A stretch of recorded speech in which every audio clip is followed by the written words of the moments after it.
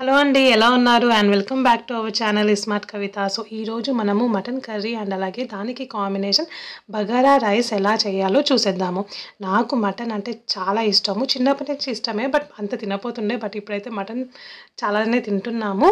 So, first అయితే మనము mutton కుక్కర్‌లో తొందరగా ఉడికిపోతుంది కాబట్టి, ప్రాపర్‌గా ఉడికిపోతుంది కాబట్టి కుక్కర్ తీసుకున్నాను. దాంట్లో 3 టేబుల్ స్పూన్స్ ఆఫ్ ఆయిల్ వేసుకొని సాజీరా, లవంగం అండ్ అలాగే పేస్ట్ చేసిన ఉల్లిపాయ ఉంటుంది కదా! ఒక 3 ఉల్లిపాయలు తీసుకొని పేస్ట్ చేసేసుకొని అది వేసేసుకున్నాననమాట. ఇది మంచిగా కొంచెం వేగిన తర్వాత దీంట్లో ఇప్పుడు మనము అల్లం ఎల్లిగడ్డ పేస్ట్ వేసుకుందాము. సో, ఈ 4 ఇప్పుడు మంచిగా కలిపేసుకొని ఒక్క 2-3 మినిట్స్ అలా వేగిపోయాక పచ్చివాసన పోయాక పసుపు వేసుకుందాం. పసుపు కూడా కలిపేసుకొని ఇప్పుడు మనము క్లీన్ చేసుకున్న మటన్ ఉంది కదా! సో, ఆ మటన్ వేసేసుకుందాము. ఇవన్నీ మంచిగా కలుపుకొని దీంట్లో ఇంకేమీ యాడ్ చేసుకోకండి. ఎందుకంటే మనకి దీంట్లో ఏంటంటే వాటర్ వస్తుంది మటన్‌లో. అలాగే అన్నీ వేసేసుకుంటే కొంచెం మనకి నీసు స్మెల్ వచ్చే ఛాన్స్ ఉంటుంది.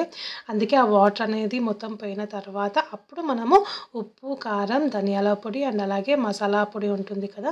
సో, అది యాడ్ చేసుకొని ఇప్పుడు మంచిగా కలిపేసుకుందాం అనమాట.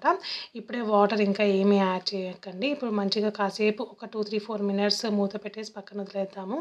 అండ్ ఇప్పుడు చూసారా మనకి దాంట్లో వచ్చిన వాటర్‌లోనే ఆ మటన్ అనేది కొంచెం ఉడుకుతూ ఉంటుంది. అండ్ ఇప్పుడు దీంట్లో నేను 2 టమాటోస్ ప్యూరీ తీసుకున్నాను. అండ్ అలాగే కొత్తిమీర కూడా వేసేసుకున్నాననమాట. అండ్ మాకైతే ఈ మటన్‌లో ఒక్కొక్కరికి ఒక్కొక్క పీస్ ఇష్టము. నల్లి బొక్కలు అన్ని ముక్కలు ఉన్నాయి దీంట్లో. అండ్ దీంట్లో నేను 2 గ్లాసెస్ ఆఫ్ వాటర్ కూడా యాడ్ చేసేసుకొని ఇప్పుడు ఒకసారి టేస్ట్ చూసుకున్నాను. అన్నీ కరెక్ట్‌గా ప్రాపర్‌గా ఉన్నాయి. 5-6 విజిల్స్ వరకు నేను ఉంచుకుంటాననమాట. ఒక విజిల్ మాత్రమే హై ఫ్లేమ్‌లో పెట్టుకొని మిగతా 4 విజిల్స్ స్లిమ్‌లో పెట్టుకుంటాను.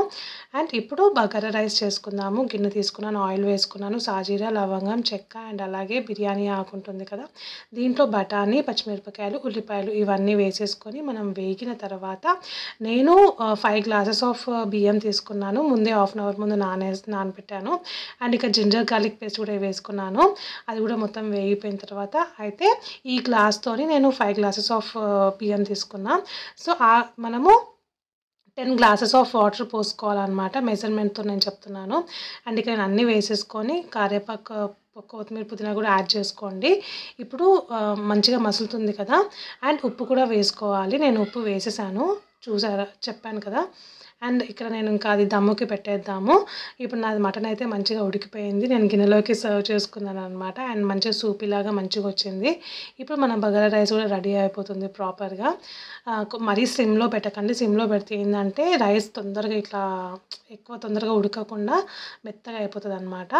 అండ్ ఇప్పుడు మంచిగా అయిపోయింది కదా! ఇంకా టేస్ట్ చేసే టైం. నాకైతే చాలా నచ్చింది. వండేటప్పుడు మంచి స్మెల్ వచ్చింది. ఇప్పుడు టేస్ట్ చేసేద్దాము. ఇదండి ఈరోజు మన మటన్ అండ్ బగారా రైస్ ఎలా ఉందో కామెంట్ సెక్షన్‌లో చెప్పండి. అండ్ వీడియో నచ్చితే లైక్ చేయండి, షేర్ చేయండి, సబ్స్క్రైబ్ చేయండి. నేను వెయిట్ లాస్‌వి కూడా నేను చూపిస్తూ ఉంటాను.